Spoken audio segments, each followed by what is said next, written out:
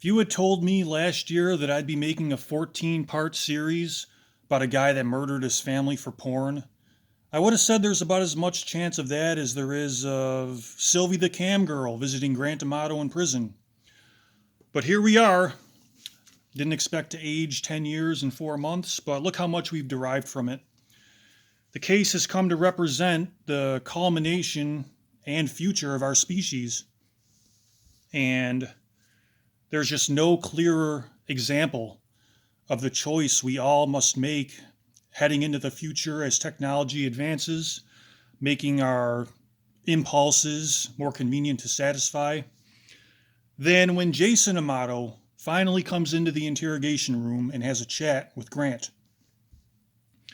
Because where we left off in part 13 was Anderson and Malteri, even though successfully exposing Grant's guilt, they have not gotten him to actually confess, and he hasn't confessed yet to this day. So it is successful, but they've also hit this stalemate where they're asking him, so you've said over and over again, Cody would take care of it. Cody said he was going to take care of it. So how did Cody take care of it for you, Grant? And the best Grant will say is, by helping me, by protecting me, something to do with me. And then they're just back to blah, blah, blah. So when that doesn't work, Grant pretty much just shuts down, and the detectives, Anderson and Malteri, start spinning their wheels. So they eventually get to a point where we're not going to get anything more from this guy. He's encased himself in a secretion of goo to hide, and let's try to get Jason in here. And Grant's willing to speak with Jason, so while waiting for Big Brother Jason to show up, Anderson at a certain point comes back into the room where Grant's been waiting alone and says, "Hey, buddy, you want anything to eat?" And at this point, sitting alone in the room, Grant has been hunched over with his little arms folded on his lap, looking like he wishes that there was just some kind of a screen of a tablet or phone in front of him so that he could turn to goo and just pour into it and live in that virtual world forever. That's probably why his face is droopy. It's because it was in the process of liquefying to pour into the internet world, but he was stopped before that happened. So anyway, he's sitting there folded over, huddled over. "Buddy, you want something to eat?" And Grant, and this is the most, to me, most disgusting example of Grant's whole way of life. Maybe if I was a detective, I would think that the most offensive insult from earlier that was covered in part 10 would be disgusting and the most offensive to me. But as just an impartial observer, this is the slimiest scum example of who Grant Amato has become. When he answers, he looks at the ground and says, "Not hungry." Like a toddler in timeout. This grown, college-educated, intelligent man acting like a toddler in timeout, not hungry. This is what the Amato family was dealing with. They would try to get information out of him. "I don't know." Ask him if he wants anything to eat. "Not hungry." Just goes into his little capsule and hides away and lets everyone else do the adult work for him. So a toddler with the body of an adult and the face of a pinworm. And how wonderful that he smiles when Big Brother Jason is standing in that door to the interrogation room. No idea that the most incriminating section of all is about to take place. And it's not necessarily by Jason just unleashing a tirade of, you know, Grant, here's all the reasons why you're guilty, but just simply by being himself. A loving, responsible family man, which shines a spotlight on everything that's wrong with Grant. And it's kind of like the difference between good horror books and bad horror books that I found out when I started getting into writing. And Stephen King was the first one that really got me into, wow, this horror story had the biggest effect on me than anything else ever. So to try to play in that same game, I'm going to be the most horrifying author ever. And it wasn't until I saw other authors who had the same idea that I realized everything that was wrong with trying to be the most horrifying author ever, because it's the shortcut to fame. It's the easiest reaction to get. Just say the most disturbing or disgusting thing on your mind right now. You'll horrify someone. There's not much to it, and it's kind of dull to experience. So I learned the secret of good horror stories is that it's really more about the decent people dealing with a horrifying scenario than just describing the horror itself to get a reaction out of people. And that's what we see with Jason and Grant having a conversation about this crime that has taken place with their family being murdered. Jason's normalcy shines a spotlight on everything wrong with Grant. And vice versa. Through Grant's reaction, we see that this normal, decent guy, Jason, everything he has to go through because of Grant. So Jason walks into the room, steps over the trail of slime left by Grant's cover story, and he gives his little brother a hug. And Grant gives this like stiff, necessary hug where he's just going through the motions because this is what Jason wants. To get what I want from Jason, I must do this as well. Because with Jason, it seems like a legitimate hug. He's trying to show Grant that he cares about him and he's here for him. And Grant is just doing it as a means to an end. And then, boy, it's like mom and dad sent Cody in to take care of it for them. Mom and dad sent Cody into the interrogation room to take care of it for them and expose Grant's guilt. Because Jason, as the surrogate for Cody, is pretty much just continuing the interrogation for Anderson and Malteri. He's asking all the questions that everyone except the guilty party wants to know. And then we see how Grant reacts to all of it, which is basically, so Grant, you've been told what happens. You're not part of it. No. Do you know who might have done this? No. Aren't there any weapons in the house? No. It's about what we see from Grant. So Jason is everything that's missing from Grant: curious, urgent, concerned, because he doesn't know the truth. And Grant is none of those things because he knows what happened. And his primary concern and all of his energy is just going into protecting himself. But an innocent person in this situation would be in search of the truth to protect themselves, like Jason is. The truth would protect an innocent person. So Jason is asking all of the questions that lazy, lying, loser, murdering moron Grant never even considered, just thinking about protecting himself, such as, what are we going to do with all of their stuff, Grant? It's going to take us months to go through all their stuff in that huge house. How do we find out who did this? What if the murderer is still out there? Gee, wouldn't you be worried about that if someone murdered most of your family members? That the murderer who did it is still out there? Well, Grant doesn't seem to care at all, because he's just saying, I don't know. Because he's only thought about himself, which is the blind spot of narcissism and addiction. Just doing what it takes to satisfy those impulses, and relatively ignorant of the long-term consequences.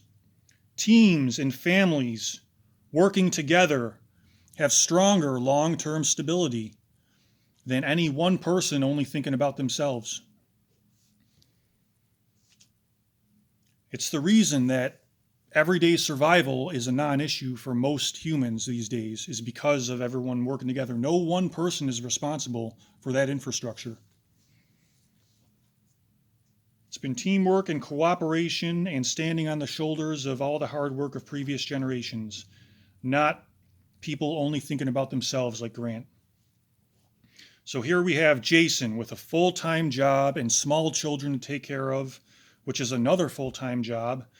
And because of little brother Grant, Jason has to face months of stressful responsibilities. His phone's going to be blowing up with calls, messages, emails, all having to do with taking care of their parents' responsibilities and everything that goes along with dead family members. And now an unsolved crime, as far as Jason knows at the time, a trial, all of this in the tiny slices of free time he has between working a full-time job and being a full-time parent. All thanks to Grant. So Jason naturally is confused by all of this. It doesn't make sense to him. It usually doesn't when someone is lying. So if you're talking to someone and it just doesn't make sense and they don't seem curious at all, it's probably because they're being dishonest. Most things make sense when everyone involved is honest about them and everyone is working together to try to find the truth about them. Even when you don't know something, you feel like what you do know makes sense and you're on the path towards figuring out the rest. But Jason can't figure it out because Grant is just staring at him and refusing to tell the truth that he knows. So Grant now has to face Jason bringing up some things from their past in Jason's quest to find the truth that Grant refuses to reveal. So Jason is trying to figure out himself, how do I know it's not you, Grant? The shit that you did, Grant? You should be in prison for years if Dad hadn't got you off the hook, Grant, by saying it was just a family gift. So Jason is going on to respond because Grant is just looking at all this and saying nothing other than, I don't know. Jason's saying, I don't believe you. I just want to know the truth. And Grant just doesn't care because all of this is for other people to deal with, not him. So Jason is picking up on all this. He knows Grant better than anyone else watching. And his feeling is that he doesn't feel safe. I don't feel safe around you, Grant. I can't have you around my family. If you could do this to Mom and Dad and Cody, what's stopping you from doing it to me and my family, is what Jason is saying. But I love you. And that's how we get to see just what the Amato family has been going through. They have this narcissistic addict in their family that's developed. He wasn't just born and they knew what they had from the start. It kind of developed and accelerated over time.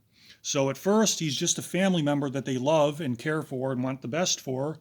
And eventually, oh, what's going on with Grant? And then eventually, oh, shit, I can't believe we're in this. Now what do we do about this? And all the while, still dealing with all of their own personal problems that everyone has to deal with on a regular basis. And then there's this accelerating problem from Grant on the side that they have to try to deal with. And all Grant can say is, I understand. So, most telling of all is this little peek into their childhoods where Jason says, I love you. I've known you for my whole life. We hid so much shit from Dad so we wouldn't get in trouble. And who hid those grenades from him? Mom. And that kind of speaks to Grant's assertion that Mom helped him stay in touch with Sylvie behind Chad and Cody's backs.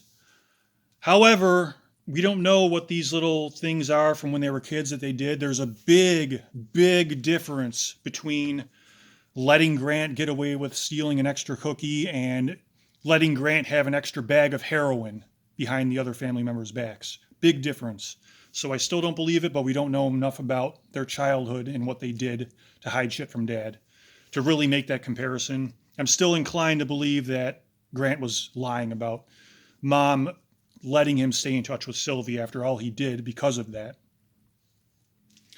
But that's uncertain. But what is certain, the most certain thing of all to come out of this case and the most glaring example of what we can take away from it is that even though both boys hid shit from dad so that they stay out of trouble, Jason matured out of that behavior, went on to become a loving, responsible family man who's now going to have to deal with all the shit that Grant did not care to deal with. And Grant is still that little kid, still just hiding stuff from the grown-ups so he won't get in trouble. Both came from the same parents, the same upbringing, and went on very different paths. So Jason sums it up by saying, I don't really believe you, I can't trust you, but I will pray for you, little brother. And he gives Grant a hug, and Grant's hug back this time I think is a little more emotional because it's the last person to take care of it about to walk out that door. And Grant would be arrested a few days later on more evidence, and how appropriate that they had Grant wiggle out of that hotel room on his slimy belly, and now he infests the bowels of prison, where he will spend the rest of his parasitic life. And the solution to all this behavior, sadly, it's very simple, but impossible, because it's just recognizing the behavior in yourself. Every single human being has to recognize the traits that led Grant to this behavior in ourselves, because they do exist in all of us. We have to, and we do, for the most part, have control over them. But when we have moments of weakness and unexpected things come along that we don't know how to deal with, we resort to these traits that we... Oh, geez, should I start over? No, I'm almost done. Come in. When unexpected things come along, we need these... Oh, my God. Sylvie? You showed up? Does this mean that dreams come true? Fantasies can become a reality?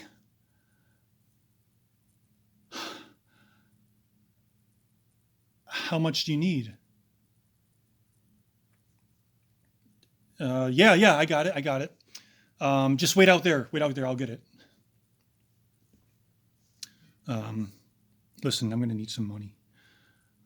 There's a Patreon page. There's a link in the description to my Patreon page where you can, if you like the channel, you can support my channel. There's a book there too, Children of the Light. So if you don't just want to support and you want something in return, you get a book for becoming a Patreon. It's the best book ever. So just send me a little something, because you just know how much I love it when you send me a little something, because I just love it when you send a little something to me. No. Pew.